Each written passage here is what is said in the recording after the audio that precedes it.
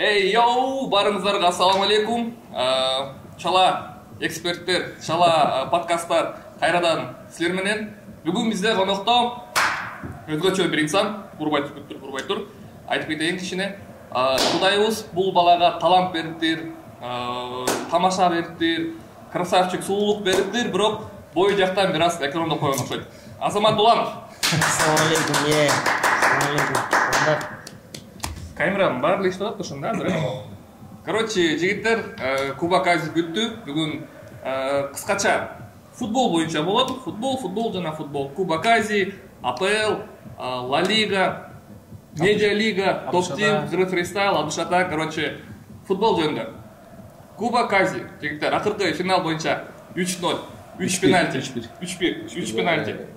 Катар Азияны сатып алды деген ойлор кетип атат. Ойыма сразу уже келди. Катар сатып алды деп. Неге?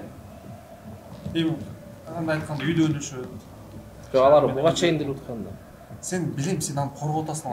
Коргоон эмес, просто эмне үчүн ошо аргументтериңди айтып көр да. 3 пенальти. Финал. Неме пенальти эмеспи? Ал жакта жок. Эме болуппайбы? Буту тийип атат, чалып атат. Анан Анан ага пенальти бербей койсо. Матчты көрдүңөр, мен көргөн жокмун. Түшүндүм уже сали коргоп. Жок, жыйынтык кандай болбосо дагычы, бирок эл үчүн Иордания утту го дейм, по-любому. Ооба, Иордания жакшы эле. Өтө каты ойношту. Жакшы ойношту. Сенсация. Ким утту я? Корея. Тажик. Кореяны чыгарды, тажиктерди чыгарды. Пакистан. Так. В групповом схеме они еще играли. Япония кимден утулду? Япония, Иран. Иран келип. Катардан. Катар. Группада неме Корея менен ниче ойногондо Иордания. Корея менен ниче ойноп, анан кайра чыгып туруп Кореяны утуйду. Полуфиналда. 2 жолу. То, что жанагы Иордания биринчи жолу Азияга чыккан деген бул Жок, биринчи чын эле туурабы? финалга биринчи чыкты. Аттакында ойной эле жүрүшөт. Финалга биринчи чыкты. Биринчи жолу утмак. Плей-оффтор үчүн болду чыгып жүргөн. Плей-оффко чыгып жүрсө керек эле да, ошо 1-8-дерге. Бирок финалга чыккан эмес вообще. Мен эсимде калганда, мисалы Кыргызстан Иордания дуэль ойноп келебиз, Вроде теңир ойноп келчүбүз. 1-1, 2-1 керек болсо даже Иорданияны 5-0 кылып жүргөн убактыбыз бар болчу. Баягы гол эсиңде, Землембекин барын алдап. Иорданияга ошо. Серьезно? Жок, ал аябай жакшы даярданыптыр. Анткени ар бир матчта мындай ойношту да, жакшы ойношту. Ким тренери? Тренерин ким билбейт экен ошо. Мындай жакшы. Кимге чалчы? Анан финалда да аябай жакшы ойноду. Мисалы үчүн Катарда 3 момент болду. 3 пенальти болду. Бирок 3 тең, эми неме болду. Буту тийди, чалынды. Ал жерден пенальти берсе деле, мисалы макулар болсун да, анткени чалып атат да. Бирок 3 момент болду.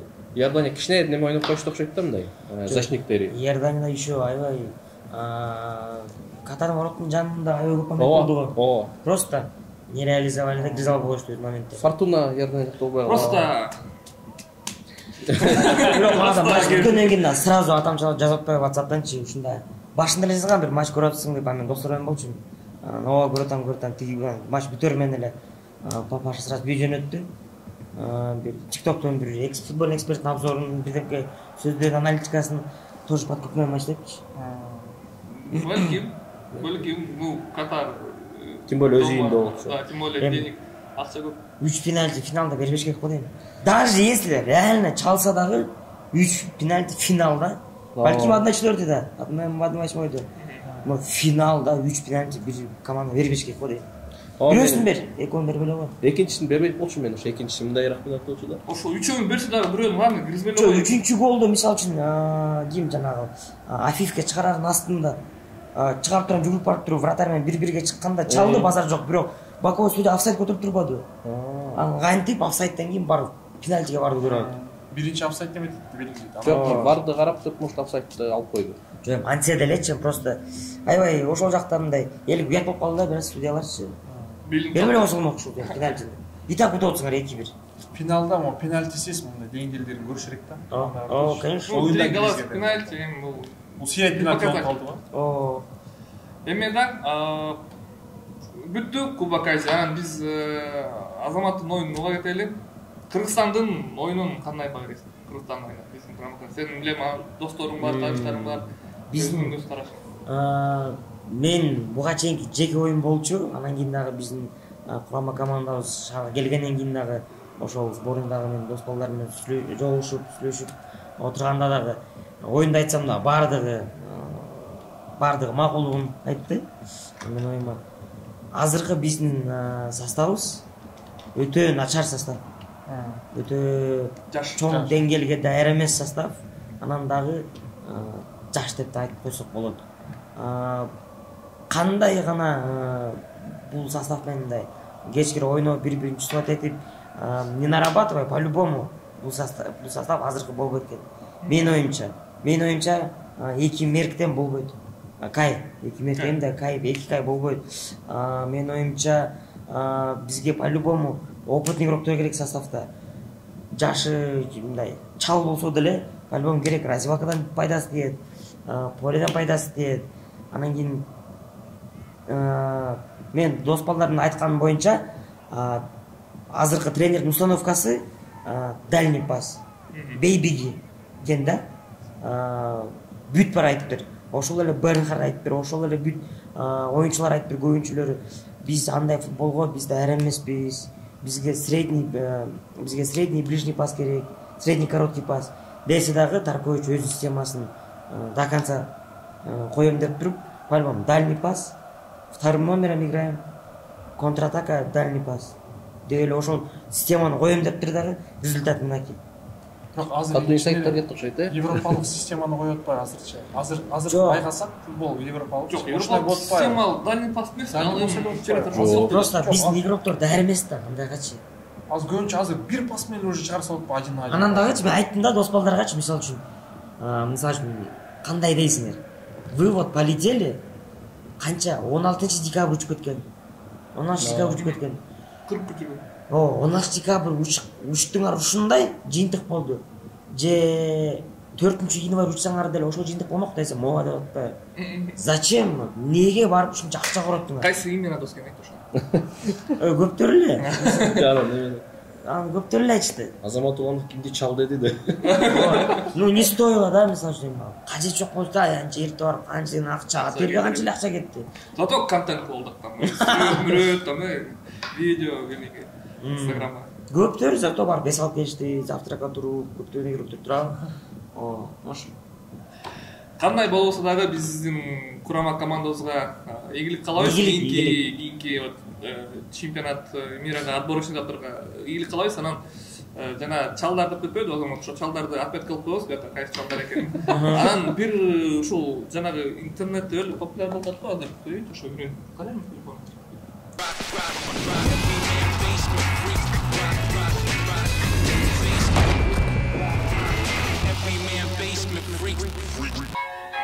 Ошончу биякта причина көп жигиттер. Мен айта албайм, мэриден кеткен жок, мен официально еще айткан жокмун да. Чыкырса чыкырат, чыкырбаса барбайм да. Действительно, если адам чыкыргысы келбей, анан через не хочу деле баргандан вообще неме да мындай. Ошон үчүн бул теманы көтөрбөй эле коелу. Тренер жок, жаман жиним келип, анан тренировка барып, тренировкада болбой калды, окшошпой калды. Ошон үчүн бул тема вообще больной тема. Өлдө көп талкуулду. Мырзаев таш керек болчу деп. Бирок балким ушул ката болгон, балким болор иш болду. Ладно. Аны ошо Мирлан акебиз келип өзү айтып берсе жакшы болмок экен. Оюнун кандай болду? Койдук азыр. Жөнүндө? Коюп берет. Азыр ушул жөнүндө сүйлөшөбүз экен да.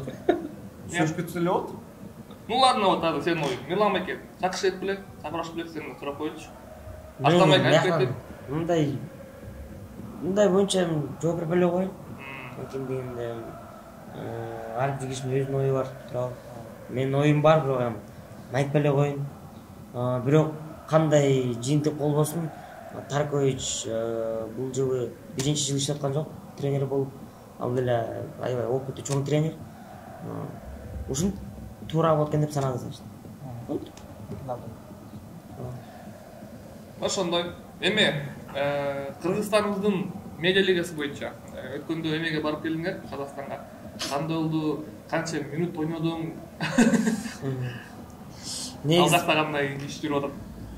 Ал жакта иштер Кудайга шүгүр, пландар көп.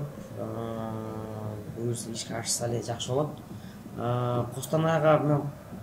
Костанайга барганда мындай болот го. Мисалы баарыңар эле ушундай көргөнсүңөр. Ар бирөөңөрдүн жакшы көргөн командаңар бар, бир матч ойнойт. Вот 90 мүнөттө вот башка команданын ортосунун жанында эле ойной берет да, бирок топ линиянын аркасына кирбейт. Же тибесиң перекладина, же бияк. Биз деле ушундай болду да, биринчи матч бардык. Биринчи матч СД менен ойнодук. СДнин жаш командасы менен просто кирбей койду да.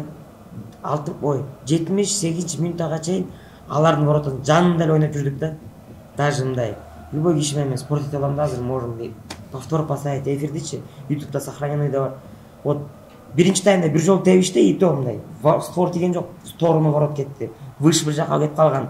Атак все время возле их ворот ойноп атабыз, кирбейт, тебеш өтпөйт. Биринчи тайм бүттү, экинчи таймда ойнойбуз алардыкында. Алар бир жолу контратака кылат, и то вратарь защитник алып чыгып кетет.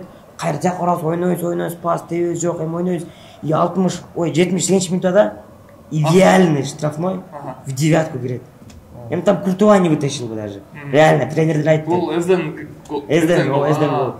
Ошондон кийин эле болду, игроктор что-то биздикилер акты.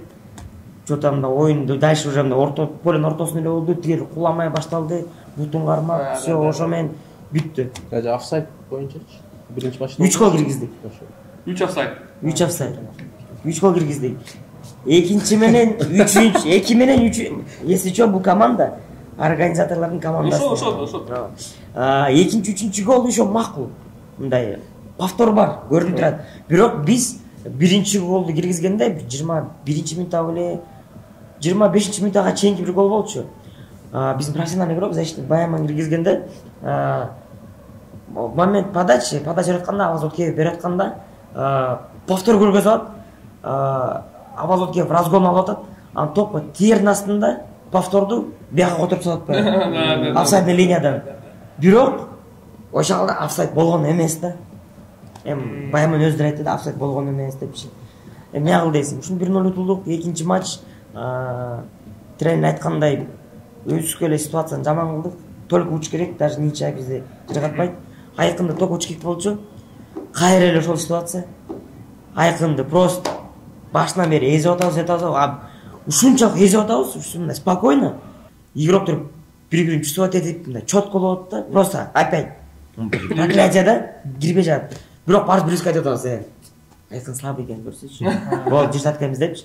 Уже отуруп алганбыз, болду, нормально деп атканча эле бир убакта 43-мүнөттө Санжар Аскара өзүнүн ортосуна киргизип алды. Быши еще. Ошол жактан барды, всё мындай кетти. 2 гол киргизиш керек уже, это всё.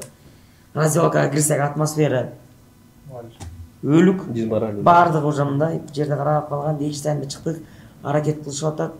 Чота ошо менен болду, утулук 1-0, кайра эле 1-0. С игры бирде команда киргизе элек болчу. Ошо болду уже, отельге келдик. Кыргызстан. Вы же еще этот, Кыргызстан сборныймен параллельно өтпөдүңөр. Актан көрөбүз, актан утулат, бияктан утулат, Ошо биз кыргыздардыкы футбол биздикине окшойт деп. Жок, негизи биз ошону түшүндүк. Кыргыздардын канында эмес экен футбол. Биз күрөш эле жүрүш экенбиз. Чүкө жак. Медиа күрөш. Ошо эмне жетишкен жок силерге ошондо? Везение, мне кажется, просто. Реально бизге реально буйруга койду. Просто буйруган жок. Амкал менен чыктык, на расслабоне чыктык, ойнодук. Но игра получилась Амкал, жактым. Красный карточка алдык. 0-0 учурунда. Красныйдан кийин эле Тарс бирди тыкты, Тарс экинчи тыкты. Уже бир 68-70-минутта башталды. Онобуз 2-1 кылдык, 2-2 кылдык. Анан кийин эле Рама көпүрө болгондо 2 ойдон мындай чөткө достойно кетмекпиз да. Онобуз Амкал менен 2 ойноп койдук да, камбэк кылып. Рама эмне болду? Маврин, Амкал Маврин подачу дает с фланга на 88-87 минута где-то. По идее, мой подача берем доткан, но так позже, что Порошокпен подача берди, и Рама мой карап турат там. Он думал, выше ворот кетеби жерне, карап турса көрдү, прям девятка на основном перекладина фуктуп. Матчты көрөт мен эметип аткан болчумун, блин. Сак ошол гол кирмек беле? Только уруп кетпесинчи деп, Кросмен депчи. И Амкал депчи, анан Амкалда биз жаман көрүп калдык. Амкалда аябай жесткий провокаторлор экен. Орустан бар. Жок, Орустан эмес, ошо Россиядагы Орустан бар. Россияда бар. Тура сүйлөйүнчү. Анан кечиге сурап калбайын дейт. Негизи элечи, байкайсыңарбы? Серьезный оюн дегенде, оюнуңар вообще болбой болот го, баягы пас берип алып, анан кийин, всё, похуй, ойнойгочу десе, анан уже на Чили, на расслабоне, гол, фин, всё получается, блин. Ар бир оюн кошуп чыгыш керек. Типа, короче, ойногула утулсаңар такымы быйт. Жок, анан дагы бизге вот балким Айта. балким суратпайсыңар эмне жетишпей калды депчи. Бизге профессиональный игрок жетишпей калды. Эмнегедир дегенде регламент позволял 7 профессиональный игрок 3 медиа. Биз ушундай Полянын ичинде. ичинде 7 профессионал 3 эле медиа ал. Ооба. 7 профессионал керек 3 медиа. Анан кийин просто Костанайда турнир биздин КПЛ боюнча ушундай учурга туш келип калды. Биздин бүт профи игроктор же сборныйда, же өзүнүн клубдары менен өзүнүн сборлоруна кетип аткан учур. Же Көлдө, же Кантта, же бирөө Анталияга кетип калган уже. Даже если шаарда да болсо дагы контракты жок, анан жок, рахмат, мага азыр лишний травма кереги жок. Мен азыр өзүмдү жакшы көрсөтүп контракт туташ керекмин деген позиция болуп калган бүт баары. Анан кийин биз Абас Моткеев, Азамат, анан кийин Баяман үчөөнү эптеп жалдырып отуруп, биздин тренер менен Руслан Дамирович аркылуу алып калдыктан, кийин Руслан Дамирович алгада тренер да эптеп отуруп. 3 эле игрок алып кеттик да биз. Калган бүт баары биздин чала профтор. Мисалы, Джонни Скиллс, Айзер, жана жаш бала Айдар, Tego, Круз дегендерчи. Бирок булар толук профессионалдар эмес да. Мен ойлойм, биз менен барган 3 профессионалга дагы жок дегенде 2 проф берип кой. Ой, жүрүшпөгө. Жок дегенде полуфиналга чыгып, бирден кептеп кылып, же май за третий ойноп чыкса, группадан мен түзөстүдө чыкпакпыз да. Эзден тебелемекпиз. Азыр даже если хорошо, ошол эле момент эртеси күнү кайра эздеме матч ойногондочу, совсем башкача болмок да. Просто буйруга койду да. Машкаларда Шумейка жүргөн, Руслан Амиров жүргөн, туурабы? Да. Ошолор баш керек болчу.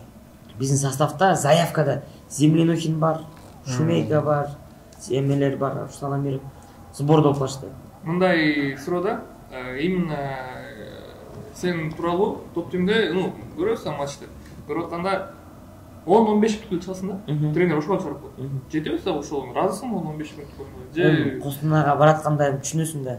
Костанайга баратканда чоң турнир биздин өлкөбүздө, башка чет мамлекетте ушинтип көрсөтөт сен атабыз. биякта жумушуңду бүт нерсени калтырып бартасың да, анан Жок, мен изначально баратканда реально атмосфера үчүн бараткам. Просто бул деген любой эле футболист үчүн мындай кайф го. Чет өлкөдө эртең менен туруп, команда менен бүт окшош экипировкалар менен завтрак берип, анан кийин автобуска отуруп, сени полеге алып келет, тренинг кыласың, душка чөйсөң, кайра автобус алып кетет. Бул деген негизи эле ошол 10 күндүк атмосфера үчүн баргам мен. Чын ойнош үчүн эмес. И то даже если ойнош үчүн барсам дагы, тренер кандай дебесе дагы бул футбол тренердин айткан сыйлаш керек. Биякта медиа лигада болсо уже бир аз характер көрсөтсөң болот. Сага эле окшош тиктокерлер менен актерлер ойноп атсаң, уже характерин көрсөтөсүң.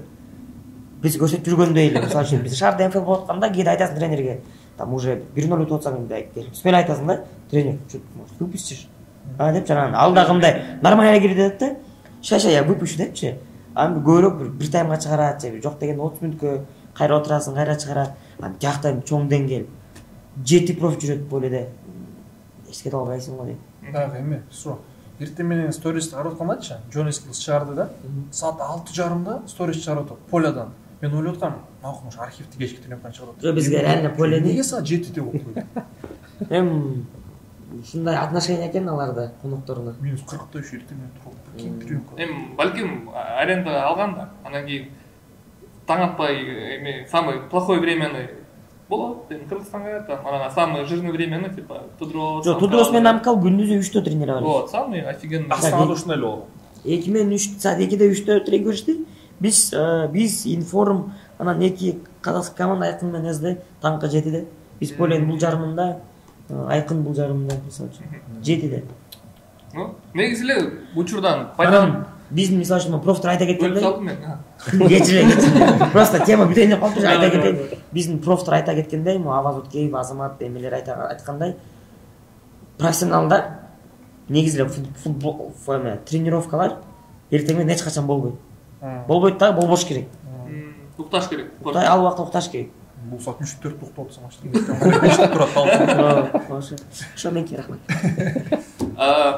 Кайраштан. Негизи эле айтып учурдан пайдаланып айтып кетейин, топ тим командасына большой респект. Анткени ушу команда чогултуп, каражат чогултуп, Астанага, Костанайга барып, Казакстанга барып, кыргыз элибиздин желегин колдоп келдиңер. Это эме да, кыргыз медиа футболун өнүктүрүү мындай эмне деп коет? Алга кадам да, ал жакта жанагындай гиганттар менен тудро, самкалдар менен ойноп көрсөтүп, это эме не дегени? Кыргыз медиа футболу өнүгүп атат деген. Хотя бы бир команда барып келгеничи. Алар барып келип, көрүп, үйрөнүп келишти, эми бизде дагы командалар чогултуп, ошол жака жөнөткөнгө аракет кылат деген ишеничтебиз баарыбыз. Так что респект. Сага да, то, что в команде чисто ради атмосферы барган үчүн, чисто убактын коротуп, футбол, ушундай вот футбол деген медиаларыбызды колдойлу.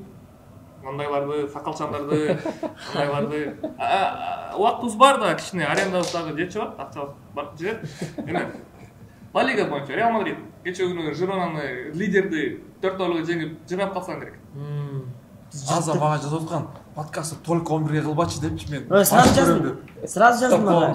Мага сразу арго жазды. Воскресенье күнү саат 11 дегенде сразу айттым. Суббота 11:00 Жирон ойнойт. Матч базар жок, бирде бүтөт, бирок уктабайм бирде. Ошо нары барып мен 3-4-дө уктайм, 4-төрдө уктайм деп. Которбойсуң хотя бы 1-ге 12:30 десем, давай деп турам, кайра жаз. Жок, ток 11-ге экен деп. Макул дедим. Ошо арада кечип келбедим беле. Студия арена эме болуп калды да кичине. Келишпей. Мен бизде эле таң атпай саат азыр канча саат? 10:30-9 болду. 12 эртең менен футбол жөнүндө сүйлөшкөн бир аз кыйыныраак экен, бирок ага карабастан деле футбол да. Футбол тема башталды. Мисалы силерде деле болсо керек, уже ачылып, жылынып. Жирона Реал Мадрид. Не, блин, это эме. Винисиустун голу. Ошону көрүп. Бул матчтын астында заявка кыргызып атканда бизде центральный защитниктерден Рюдигер эле бар. Рюдигер менен план боюнча Чуамини чыкмак. Предполагаемый состав боюнча. Матчка 1,5 саат калганда Рюдигердин травмасы билинет. Рюдигер заявкадан чыгат. Бизде өзүнүн позициясы центральный защитник игрок жок. Ошондо бизде оң жакта Лукас Васкес ойнойт, правый защитник. Бирок ал негизи нападающий. Ортодо Карвахаль ойнойт, правый защитник. Жанында Чуамини ойнойт, опорник, и сол жагында Менди. Өзүнүн позициясында бир гана Менди ойнойт. Вот, ушундай менен чыгабыз. Аларда Довбик бар, билдеген. Винисиус травмадан кийин жаңы эле чыккан. По идее не разыгранный. Мен оюмча же 1-1 болмок, же Реал эпте болуп туруп 94-мүнөттө Беллингемдин жардамы менен 2-1 утмак деген ой болгон. Бирок матч башталганда эле 1-15 мүнөттө өзүнүн жабылышты, экинчи номер ойноду, топту чувствовать этти. Жирона бир аз чарчай баштады дегенде эле Реал күйдү. Винисиустун биринчи голу морально абдан жардам берди. Голду көрдүңөрбү? Алстан депкен. Это что за пушка? Ё-мо. Вот все четко, телосложение вперед, носок выгнут, удар. Тренер айткандай. Это идеальный удар был. Просто и все, ошомен дальше кетти. Бүт фронттордон. Односторонний матч болду. Не из-за того, что бул матчта мен ойлойм, айтат го кээде типа, мисалы үчүн там Челси менен Ливерпуль ойносо, мисалы үчүн Челси утулса айтат го, Челси жаман ойногон жок, просто Ливерпуль жакшы ойноду депчи. Бул жакта реально Жирона жаман ойноду. Бул жакта Реал өтө жакшы ойноду. Мондай болду. Реалдын бүт игроктору 100%ке берилди. Эми айта кеткендей, Анчелоти айта кеткендей, бул сезондо Реалдын эң жакшы ойын болбосо дагы жакшы оюндардын бирине кирет. Кечөнкү матчтын оюну Реалдын бүт жактан жакшы ойноду. Мага Арда Гүлердин оюну вообще келиши кандай көз караш? Мен ойлойм, ал пенальти заработал. Пенальти алып келди командага. Ошол жактан Хасыл берип эле койсо болмок. Мен оюмча Арда Гүлерге берип кой эми. Мен 4-0 утуп атсак, 1-1 болгон жок. 1-1 болсо база жок деп ито киргизген жоксуң, мал. Арда Гүлерге берип кой, жаш бала. Он духу наберется. Уверенность алат, уже эмке матч кандай бир гол менен жыгатып, сен как-никак 38-ге чыгып калдың. Алга салучу. Бомж реально. Ошо алды топту. Алып да киргизбей жатпайсың бе? Ё-мое. Просто касыбы байкуш. Аренда экенине жыргайын да просто. Биз арендада да. Тебе турган башка эч ким жок беле, да? Ошол моментте Модрич бар болчу. Бирок Модрич да киргизе албай койбоду акыркы пенальтисин. Мен да таң калдым, эмнеге касыбы деп атат деп жүгөрүп отуруп. Мен нападающим киргиз керек деп алдым. Эме байкайсыңарбы, Арда Гүлер эмне кылбаса, турсам барды, Арда Гүлер, Арда Инстаграмга прям аккаунтта, эмнеге биз жана Бекназды Галатасарайда гол киргизип, пенальтиде кылып, эме аракет кылып жүрсө, биз анча колдоп күтөбүз, Бекназга. Биз Индонезия көрөбүз. Бекназ красавчик, Турцияда болсо, блин, бүт Реал Мадрид жөн сүрүп тартып койсо эле, всё, Арда Гүлер Түркү тартты деп новостин сопобот. Изучу. Балким Галатасарайдын негизги командасында ойноп жүргөн үчүн. Основада чыгып турат го, канча-мынча. Рет айбай. Рекорд калса составча жетпей калса көрөп турат. Эми чыгат да быйыл ал контракт жазбады. Ошем чыгып баштаса колдоп баштайбыз го дейм. Негизи колдош керек турат. Негизи колдош керек. Бири-бирибизди колдоп дегендей. Так, Ла Лига керек этели. Журт эмне болду? Сынып калды чемпиондук. Эки жол сынды. Биринчисинде штрафный зонада Галиге кетет, өзүнүн бутуна өзү тепсирейт реси менен. Бирок ага карабай бир аз жатып, врачтар келип, бирен чачып кетип башат ойнойт. Кайра эле бул биринчи таймда болгон, экинчи таймга чыгат. Кайра эле ошол бутка, ошондой эле позицияга Галик кетет. Мунусунда көбүрөөк жатат, жаман болуп, бровкага чыгат, биринге сипашат кылат, ошого карабай аксап бир полеге чыгат. Чыгары менен 1,5 минут, 2 минуттан кийин гол киргизет.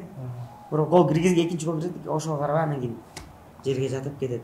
Бирок Анчелоттун айтканы боюнча травма не серьезный. Келе жаткан вторник Лейпциг менен матчка Лига чемпионатта чыгыш керек. Эшов бар да, я. Ооба, уже бүсүн Лига чемпиону бизде. Буюрса анда биз менен болгула Лига чемпионовдагы обсуждать этебиз. Эме акыркы 1 мүнөтүбүз калды арендабыздын, эртерээк кетиш керек. Азаматка болгон эме даярдап келгем, кичине не деп атат эле, жана быстрый вопрос, блиц негизи. Ладно, мен деле жана келип отуруп эле. Азаматтын кечиккенин пайдаланып калдым. Кыргызстандагы кайсы клубка балет этесиң? Амсата. Сен оюнча эң күчтүү оюнчу Кыргызстанда? Кыргызстанда. Сам опытный, лучший игрок Кыргызстана. Кайрат Жыргалбеков. Пенальти киргизүүбү же ачык ортого киргизүүбү? Пенальти киргизүү. Лига чемпионовбу же Кубок мирабы? Лига чемпионов. Бампебы же Холландбы? Мбаппе. Том Холландбы же Тоби Магуайрбы? Тоби Магуайр. Большой футболбу же мини футболбу? Большой футбол. Живое поле же искусственное поле? Живое поле. Нападение же полузащита? Нападение. Топ-тимби же сборная Кыргызстана?